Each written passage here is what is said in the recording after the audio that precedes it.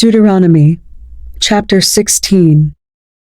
In honor of the Lord your God, celebrate the Passover each year in the early spring, in the month of Abib, for that was the month in which the Lord your God brought you out of Egypt by night.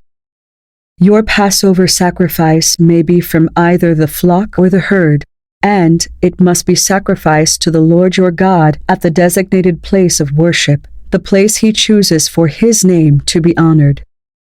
Eat it with bread made without yeast. For 7 days the bread you eat must be made without yeast, as when you escaped from Egypt in such a hurry. Eat this bread, the bread of suffering, so that as long as you live, you will remember the day you departed from Egypt. Let no yeast be found in any house throughout your land for those 7 days. And when you sacrifice the Passover lamb on the evening of the first day, do not let any of the meat remain until the next morning. You may not sacrifice the Passover in just any of the towns that the Lord your God is giving you. You must offer it only at the designated place of worship, the place the Lord your God chooses for his name to be honored. Sacrifice it there in the evening as the sun goes down on the anniversary of your exodus from Egypt.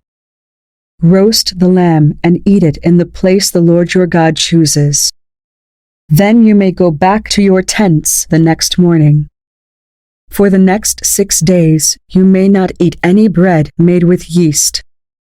On the 7th day proclaim another holy day in honor of the Lord your God, and no work may be done on that day. Count off 7 weeks from when you first begin to cut the grain at the time of harvest. Then celebrate the festival of harvest to honor the Lord your God. Bring him a voluntary offering in proportion to the blessings you have received from him. This is a time to celebrate before the Lord your God at the designated place of worship he will choose for his name to be honored. Celebrate with your sons and daughters, your male and female servants, the Levites from your towns, and the foreigners, orphans and widows who live among you. Remember that you were once slaves in Egypt, so be careful to obey all these decrees.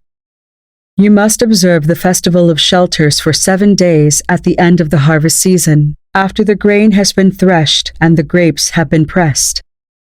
This festival will be a happy time of celebrating with your sons and daughters, your male and female servants, and the Levites, foreigners, orphans, and widows from your towns.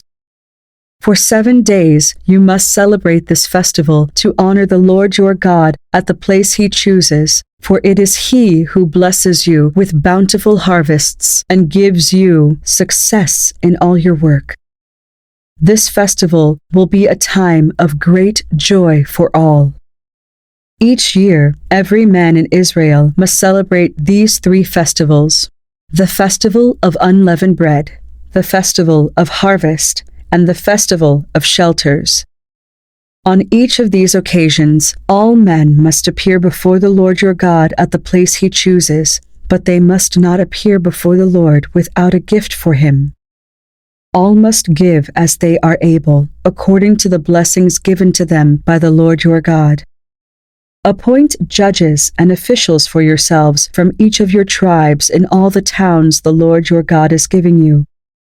They must judge the people fairly. You must never twist justice or show partiality. Never accept a bribe, for bribes blind the eyes of the wise and corrupt the decisions of the godly. Let true justice prevail, so you may live and occupy the land that the Lord your God is giving you. You must never set up a wooden Asherah pole beside the altar you build for the Lord your God.